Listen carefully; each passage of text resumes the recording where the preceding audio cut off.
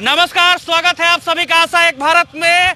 और तस्वीर देखिए, किसान के पक्ष में उतरी है लेफ्ट पार्टियां और जिस तरीके से आंदोलन करते हुए और दुकानों को बंद कराते हुए ये आरब बंद करा रहे हैं। यानी कि बिहार में जिस तरीके से किसान के बिल के खिलाफ लेफ्ट पार्टी उतर चुकी है। शाहबाद का डिजिटल नंबर 1 चैनल आशा एक भारत देख रहे हैं आप।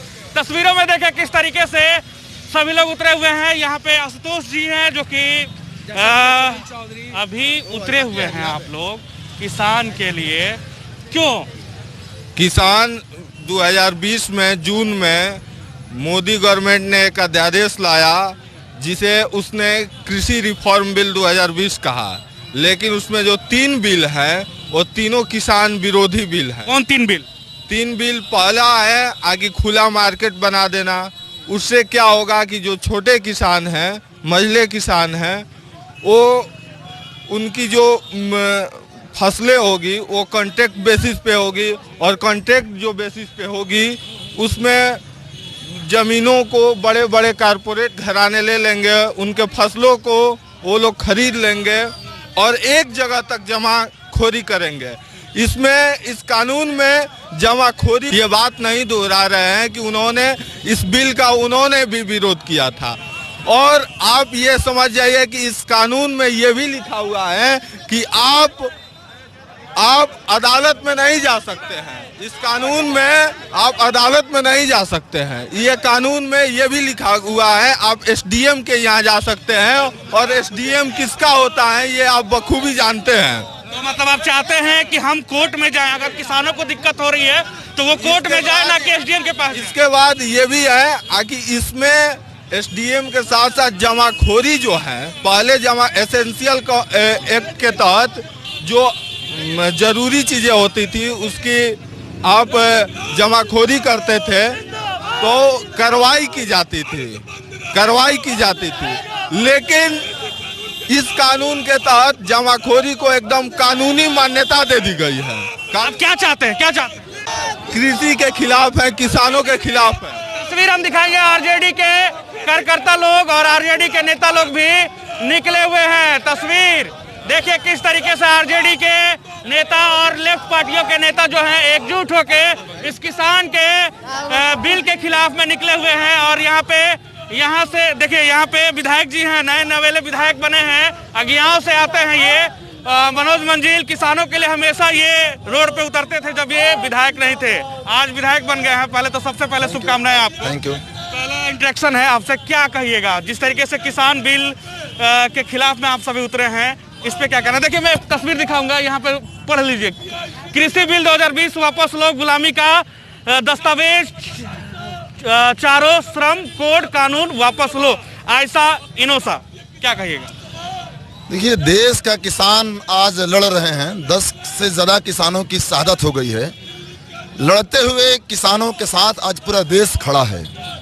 ये 3 कृषि कानून काला कानून है। किसानों को कॉरपोरेट की गुलाम बनाने वाली, अंबानी अडानी की गुलाम बनाने वाली ये कानून है।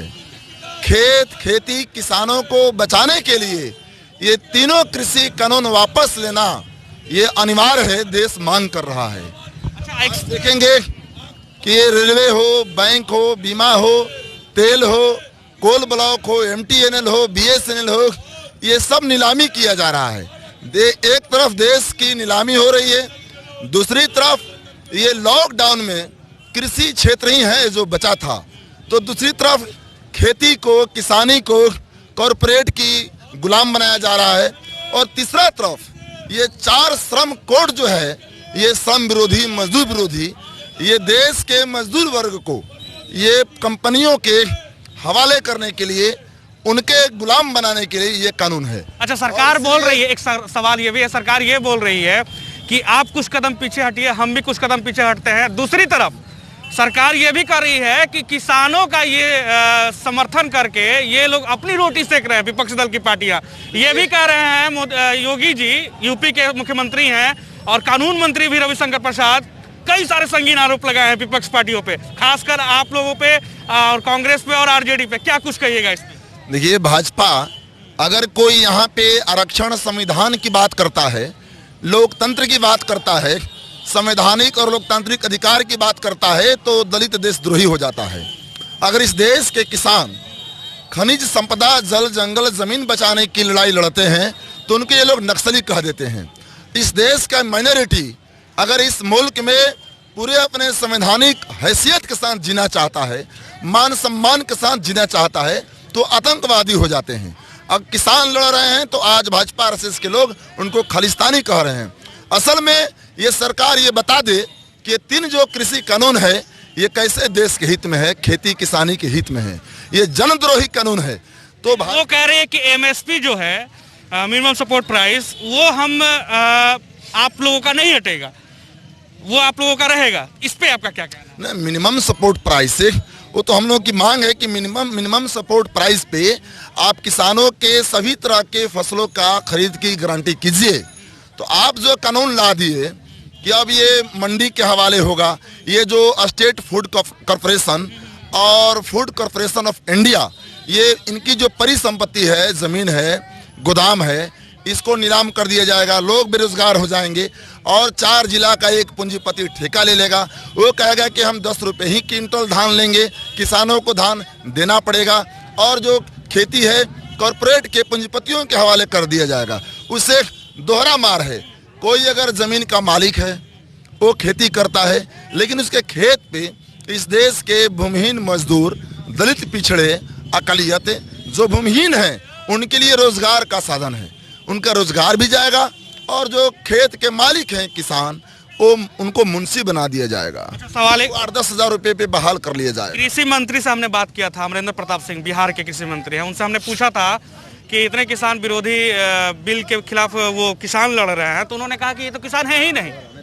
पंजाब और हरियाणा के किसान पूरे बिहार और पूरे देश के किसान नहीं हो सकते। बिहार में कहाँ आंदोलन हो रहा है? और दूसरी तरफ उन्होंने ये भी कहा था ये किसान नहीं है, ये इनको ना कुछ किसानी के बारे में पता है, ना किसानी ये करते हैं, ना किसान के बारे में ये जानते हैं। ये सिर्फ और सिर्फ बहकावे में या विपक्ष दल के पार्टी के नेता लोग हैं जो कि दिल्ली में कुंज कर रहे हैं। देखिए, अगर मजदूर किसानों की सरकार रहती तब तो उनको किसान आंदोलन के बारे में एक समझ रहती।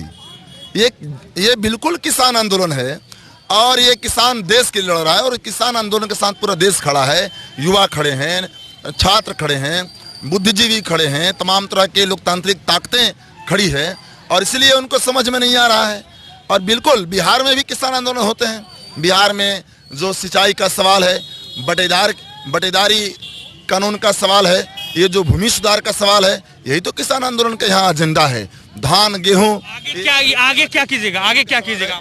आगे ये जो 3 कृषि कानून है, जो कला कानून है, जो किसानों को कॉर्पोरेट को गुलाम बनाने वाली कानून है, हिंदुस्तान की खेती को, खेत को अंबानी अडानी के हवाले कर देने वाली ये कॉर्पोरेट घरानों को भेजने वाली कानून, तब तक ये 3 कृषि कानून ये मोदी सरकार वापस नहीं लेती, तब तक हम लोग खेती किसानी बचाने के लिए, मोदी से रोटी बचाने के लिए, रोजगार बचाने के लिए, देश बचाने के लिए ये लड़ाई जारी रहेगी। और ये देश कतई ये 3 कृषि कला कानून बर्दाश्त करने के लिए तैयार नहीं है। इसलिए आज पूरा भारत सड़क पर है, विरोध में है, किसानों के साथ है। डीजल की भी बात चल रही है कि 50% उसमें भी आरक्षण मिले। डीजल जो है जिस तरीके से किसान कृषि में काम आता है पंपिंग के लिए, उसके लिए भी आप लोगों ने कहा था। देखिए, ये डीजल के साथ साथ प्रस्तावित बिजली बिल जो 2020 है उसमें ये सवाल है। तो डीजल हो, खाद हो, कीटनाशक दवाइयाँ हो, बीज हो, इन सब में सब्सिडी हम लोग बढ़ाने की मांग कर रहे हैं और मनरेगा को कृषि से जोड़ने की मांग कर रहे हैं। तो मांग तो थी न्यूनतम समर्थन मूल्य की, मांग तो थी मनरेगा को कृषि से जोड़ने की, मांग तो थी।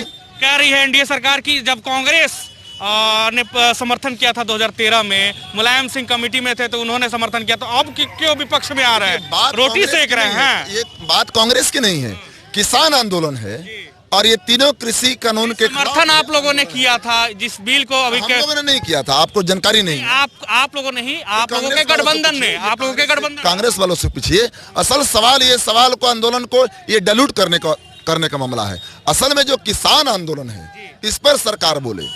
ये 3 जो कृषि कानून है ये देश को बतावे कि कैसे देश के खेती के, किसानी के और खेत के हित में है। ये सरकार बतावे ये कौन उनसे मांग किया था? कौन होते हैं? आपको सत्ता में चले गए इसका मतलब कि आप देश के मालिक हो गए? लाखों के बात रखते हैं ये, और ये 48,000 या 50,000 लगभग वोट से आपने जीता है। मतलब सबसे ज्यादा वोट मार्जिन जो था वो ये जीते थे अगियाओं से। और वहाँ के सिटिंग विधायक, जदयू के विधायक थे, उनको इन्होंने हराया है, प्रभुनाथ राम को। और उसके बाद ये सदन गए हैं, सबसे पहली बार ये सदन गए हैं युवा और जो सीला नेता हैं। और जब विधायक नहीं थे तो हम लोग सड़कों पे बात करते थे, आज विधायक बन गया। ढेर सारी शुभकामनाएं लास्ट में मैं आपको कहूँगा।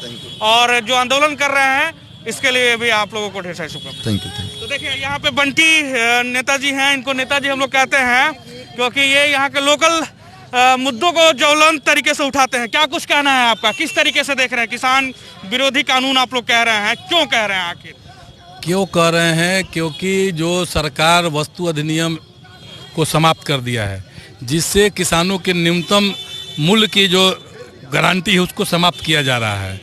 और जो सरकार है वो पूरे खेती किसानी को चाह रही है कि कॉर्पोरेट के हाथ में दे दे। मान लीजिए 5 बीघा खेत है, बटाई पर हम लेके खेती कर रहे हैं। अब वो खेत अडानी अंबानी के लोग ले लेंगे हजारों हजार बीघा, और उनसे हम जो है कि नहीं 4 बीघा 5 बीघा खेत जो है कि नहीं लेके जोतने का काम करेंगे। हमारा जो अगर खेत धान में उग गया तो उसको सरकार की जिम्मेवारी है कि न्यूनतम समर्थन मूल्य पे उसको वो खरीदे। वो उस जवाबदेही से भी भागना चाहती है कि सरकार का किसान का धान वो कितना में बेचा है उसको इससे मतलब नहीं है। कहना आप ये चाहते हैं कि मूल रूप से सरकार चाहती है कि किसान अपना अपना समझे, इससे सरकार का कोई लेना देना नहीं। जी जी बिल्कुल, और वो अपनी जवाबदेही से लगातार भाग रही है। लाल झंडा माले दिखा दीजिए।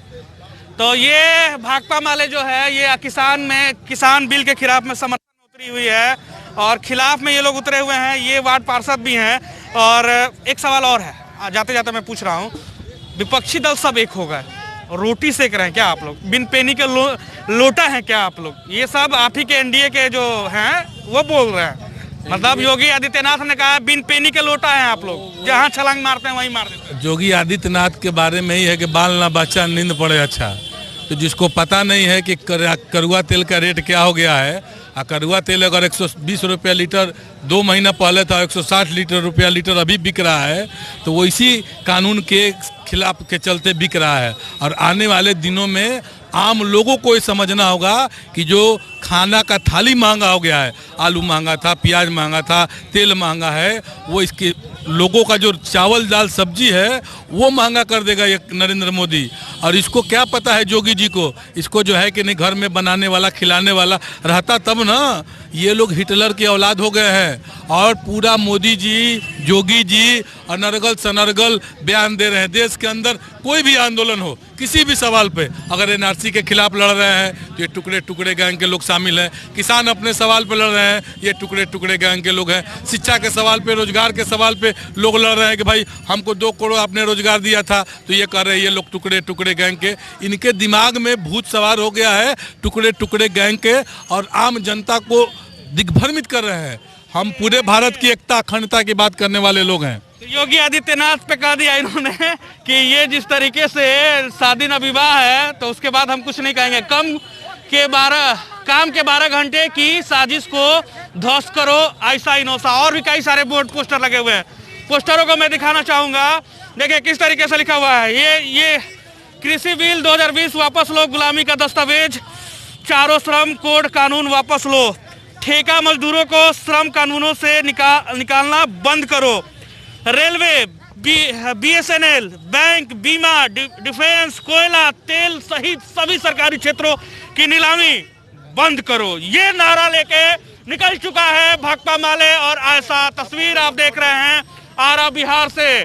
और जिस तरीके से हम आपको तस्वीर में दिखाएंगे कि आगे क्या हो रहा है और किस तरीके से आगे में कैसे आरजेडी आंदोलन कर रही है कृषि कानून के खिलाफ। इस कानून के खिलाफ किसान निकले हुए हैं दिल्ली में, और दिल्ली में कूच कर चुके हैं। और उसके बाद पूरे बिहार और पूरे देश में 14वें दिन, यानी कि 14वें दिन आज है आंदोलन का। और आज के ही दिन इन्होंने भारत बंद बुलाया है, जिसमें सभी 17 विपक्ष पार्टियों ने समर्थन दिया है। और समर्थन में सभी विपक्ष पार्टियां जो हैं वो सड़क पर उतर चुकी हैं भारत बंद के लिए। चलिए तस्वीर आगे दिखाते हैं क्या रोमांच है।